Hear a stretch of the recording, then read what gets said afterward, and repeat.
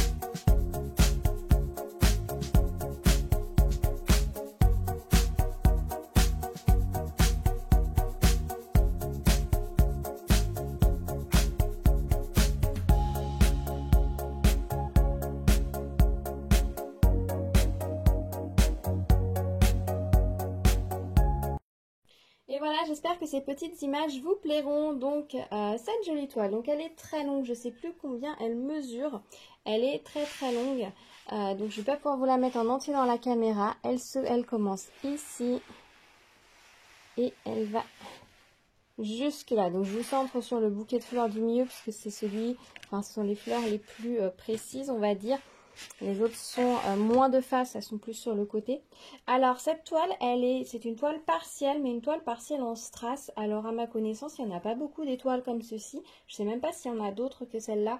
Et j'aimais bien le principe. Alors je vous avoue, quand j'ai commencé à poser les strass, je me suis un petit peu inquiétée parce qu'il n'y a que 8 couleurs sur cette toile. Je me suis dit, oh là là, tous ces strass, parce que regardez, si je vous approche la toile de près, quand on pose les strass, on voit pas trop les fleurs ce que ça va donner, hein. Surtout sur les rouges là comme ça, celles sur le côté qui sont un peu écrasées, on voit pas trop ce que ça va donner.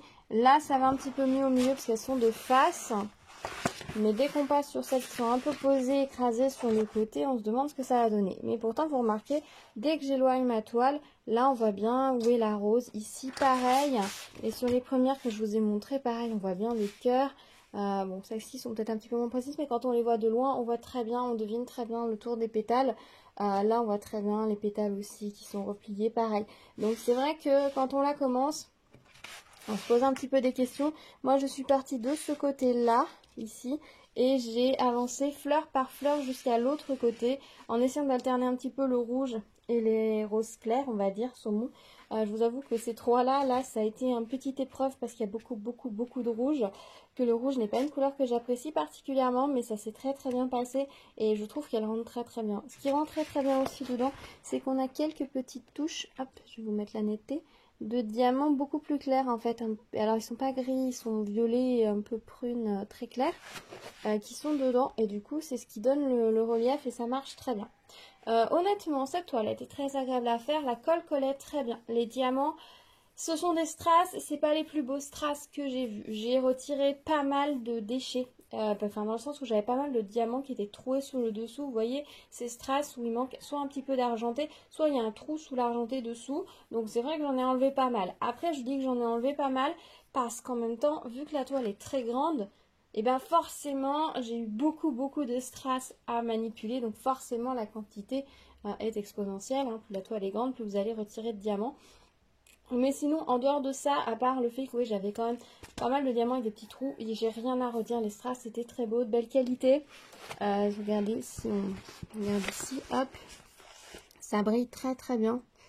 Très très bien. Je vois que j'ai laissé un diamant avec un trou. Celui-ci, ici, il a un trou. Vous voyez, il brille pas tout à fait aussi bien que les autres, mais tant pis. Sinon, j'ai essayé de ne poser aucun diamant avec trou. L'argenté, là, il brille magnifiquement bien. J'arrive même pas à vous faire la netteté tout à fait comme il faut. C'est pas facile. C'est pas facile avec une toile qui brille ainsi. Au niveau de la colle, elle est bien positionnée sur les symboles, mais elle dépasse un tout petit peu sur le côté ici, de ce côté, du côté gauche. Donc je vais bien la vernir pour qu'elle puisse vraiment rester nickel au-dessus de ma porte, qu'elle ne prenne pas la poussière. Parce qu'autour, on a des couleurs claires. Si la poussière s'accumule un petit peu ici, ça va vite l'abîmer, ce serait dommage. Qu'est-ce que je peux vous dire d'autre? Alors sur la légende, on a juste les DMC comme ça. Alors je ne sais pas si elle a été prévue pour être une toile en strass à l'origine ou s'ils ont mis des strass sur une toile qui avait été prévue pour être juste une toile partielle. Si vous n'aimez pas les strass mais que la toile vous plaît, vous pouvez tout à fait remplacer les diamants. Vous n'aurez que 8 références à remplacer.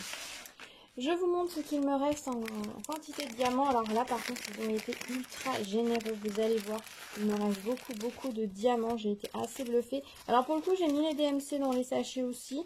Pas que d'habitude, je garde des DMC sur les strass. Mais là, vu la quantité qu'il y en avait, je me suis dit que bon, voilà. Alors ça, c'est la couleur 1, il me semble. Les sachets, vous voyez, sont bien dodus, hein. On a largement ce qu'il faut. Il ne faut pas hésiter à trier. Alors celui-ci paraît un peu moins plein, mais c'est pas forcément une des couleurs qu'on a le plus sur la toile non plus. Donc il ne faut pas s'inquiéter. Il y a largement de quoi faire. Est-ce qu'ils savaient que dans certaines couleurs, il y avait un petit peu plus de déchets que d'autres? Par exemple, l'argenté, ils n'en ont pas mis beaucoup. Il n'y en a pas énormément sur la toile. Mais tous mes argentés sont vraiment nickel de chez nickel. Les couleurs où j'ai un petit peu plus de déchets, ça va être celle-ci. Et je crois que celle-ci, et ils m'en ont mis plus. Alors, est-ce qu'ils savaient qu'il y avait quelques soucis au niveau de leurs diamants lorsqu'ils ont fait les sachets et du coup, est-ce qu'ils en ont mis plus ou... Je sais pas. En tout cas, comme vous pouvez le constater, on manque pas de diamants. Donc, je vous avoue que tout ça, ça va aller rejoindre ma réserve. Je m'en servirai ou non à l'occasion. Et puis, voilà. Donc, ça, c'est plutôt chouette. Je suis vraiment très contente d'avoir réalisé cette toile. Vraiment, ça faisait un moment. Pour tout vous dire, je l'ai cherché un petit moment parce que je savais qu'elle était longue. Donc, à un moment donné, je l'avais glissée sous mon matelas, mais j'ai déplacé mon lit. Et j'ai retiré l'étoile sous le matelas. Je me suis dit, j'ai dû la mettre sous le matelas du canapé. J'ai cherché sous le matelas du canapé. Non. Avant de me rendre compte qu'en fait, elle était pliée en deux dans le tiroir, d'où le petit pli ici. Mais là, il est marqué sur l'extérieur. Ici, ça ne se voit pas du tout. Et quand je prends ma toile, honnêtement, le pli avec les diamants, le poids des diamants ici, ça ne se voit pas du tout. Je l'avais vraiment bien remise à plat avant de juste la remettre comme ceci, sans appuyer le pli dans le tiroir. Ce qui fait qu'elle est parfaitement revenue à plat. Donc, c'est vraiment nickel. Voilà, écoutez, voilà pour cette toile. Je suis très contente de l'avoir réalisée.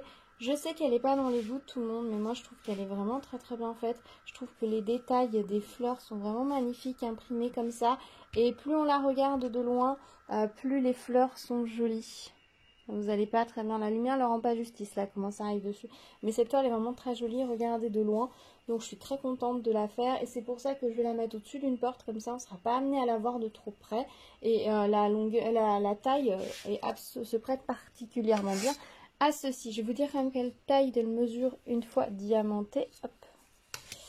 Alors, une fois, la partie à diamanter mesure 82 cm par 21 et quelques centimètres. Ouais, c'est vraiment une taille très spéciale et elle est bien prévue pour être posée à plat. Il serait difficile de la mettre en verticale pour la suspendre puisque on voit bien que les fleurs sont posées ici, sur une surface ici. Ça pourrait être un style, mais je pense que ce serait beaucoup moins joli en vertical. Il faut vraiment l'accrocher en horizontal si jamais vous posiez la question.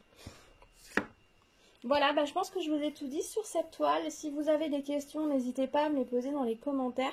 J'y répondrai avec plaisir. Oui, alors c'est vrai que j'avais entendu dire que les toiles en strass étaient utilisées un tout petit peu plus de cire que les autres. Et c'est vrai que sur cette toile, je suis revenue assez souvent à la cire. Alors je sais pas si mes diamants étaient vraiment micro-poussiéreux, parce que ça ne se voyait pas en tout cas. Mais c'est vrai que je suis revenue un peu plus souvent à la cire. Est-ce la matière qui a fait ça ou pas? J'ai utilisé la cire bleue et mon stylet bleu que j'avais de chez Carhartt, puisque c'est ce qui est sorti, cette cire qui est en petit pot comme ça. Et c'est vrai que j'y suis revenue un peu plus souvent. Alors je sais pas si c'est dû à la matière des strass, est-ce qu'il y avait quelque chose sur les strass que je ne voyais pas qui faisait ça, ou voilà, je n'en ai aucune idée, mais c'est vrai que je suis revenue un petit peu plus souvent à la cire sur cette toile que je ne le fais d'habitude. Voilà, et bien voilà, je pense que cette fois je vous ai tout dit. On se retrouve dans les commentaires, n'hésitez pas à vous abonner, liker la vidéo, la partager, activer la cloche pour être au courant des prochaines vidéos, plein de petites choses en préparation comme toujours, donc restez à l'écoute. Merci d'avoir partagé ce moment avec moi, je vous dis à très vite, prenez soin de vous, à bientôt, tchou tchou.